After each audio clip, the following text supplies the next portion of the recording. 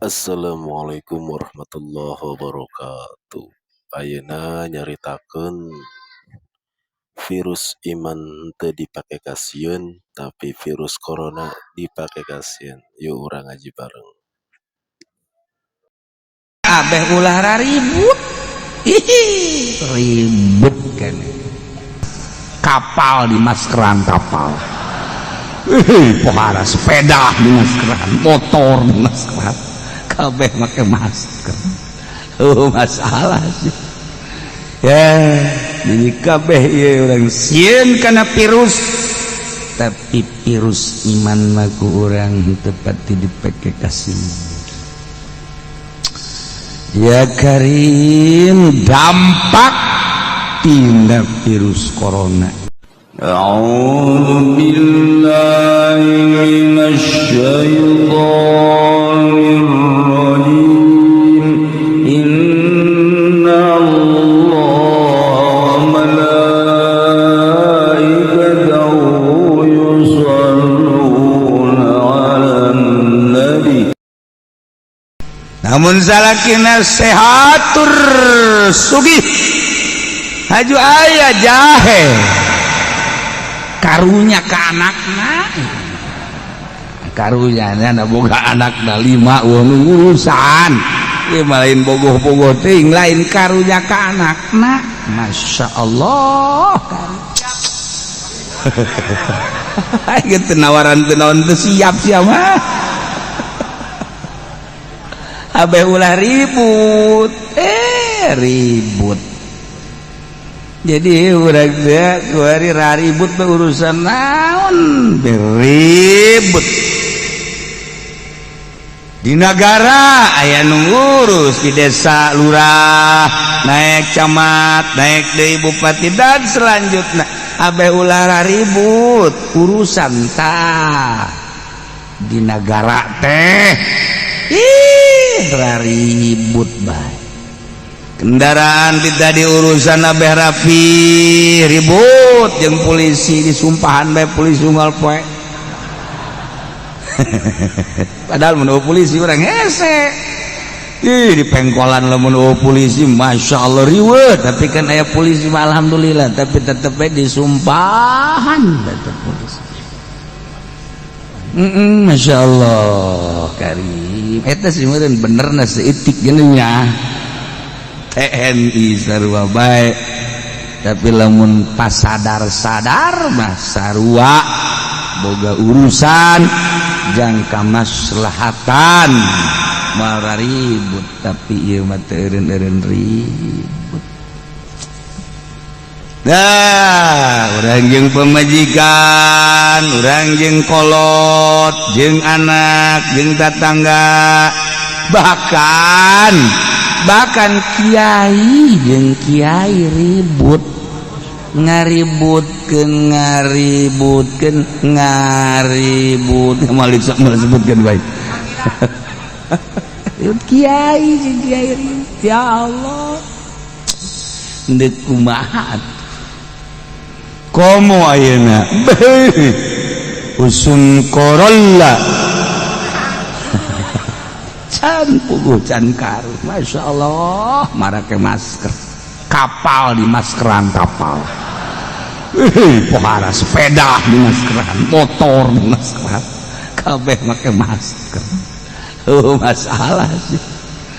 Ya, jadi kabeh ieu urang sieun kana virus, tapi virus iman mah ku urang teu pati dipake kasih. Ya Karim, dampak tindak virus corona 185 negara menurut berita geus kaasupan, termasuk di Indonesia. Bahan-bahan geus di stop, di Cina ekspor impor geus di jalan, tinggal menunggu hasil nu aya. Diperkirakan 2-3 bulan di negara Indonesia ge bakal barareak gula beak. paling kopi di Lampung Ambalayan sama kopi. Bangsa kala itu barareak dah. Ini karena rumahan kosororiunan ya, ya iman orang kudu diterapkan saat subur, saat susah, saat sehat, saat gering. Iman kudu ditanjurkan dina dada orang supaya penuh ku keyakinan ja pae hirup geti Gusti Allah. Adapun ikhtiat kehati-hatian tumangga-mangga bae ngan ulah keterlaluan aju duang deuk sasalama jangan corona can karuhan tuh bener terek sasalaman tampilin habak.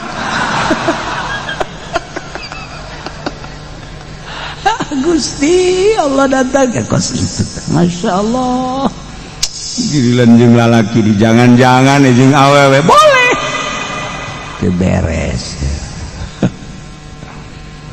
Nah, terapkan keyakinan orang ka Gusti Allah Subhanahu wa Ta'ala. Abe mantap, yakin. Tambah oko saya riwayat can karuhan sareng karuhan lumpat ti heula. Cenah sia di dinya di kuburan eta mah bae riwayatna dalap. Wah. Cana naon samping Gusti kaluhurkeun. Siap lumpat. Masyaallah. Mun aya deuk lumpat. Mun eueuna ngan siap bae. Yana leumpang gancang ka beneran deui eta. Nini rarawigan dek ngisi lewat kadinya. Aduh, ini saya pajar kunti anak. Waduh, langsung berabat bari nyekel pamanggul. Ya setan sia. Ngeganggu ka aing. Lompat. Cek nulumpat setan. Cek nini bau goreng bener cenah di kuburan ieu mah setan galak. Itu pas setan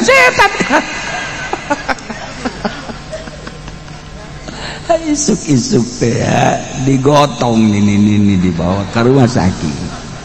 Ditanya kunyana saya ini di mana tadi dinya kunaon keur peuting dihajar setan. Jaya mah nu keur peuting ku aing dihajar. Apa sangka-sangka teh kos kitu tah. Pasangka-sangka iya tuh tenang ulah terlalu pasangka-sangka karak sales mah doang corona sia. Seperti eta lah jadi kageuh-geuyan.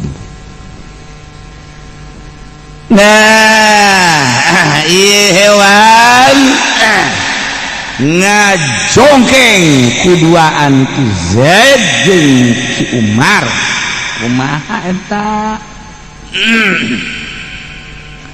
walau jarah saida lamun natuan kana uncal isnani dua jelma Zaid jeung Umar tur teu bareng silih gantian mutakibani Zaid heula Umar panderi lain dapat pasani awas manal mun ngaheulaan ngamaehkeunana nu kadua duna lawal bahwa lisan andai kata anu ngaheulaan mautna Umar duna lawal atuh ieu uncal anu Ki Umar wa inda papalawalu falahu lamun ngaheulaan mayanana nu awal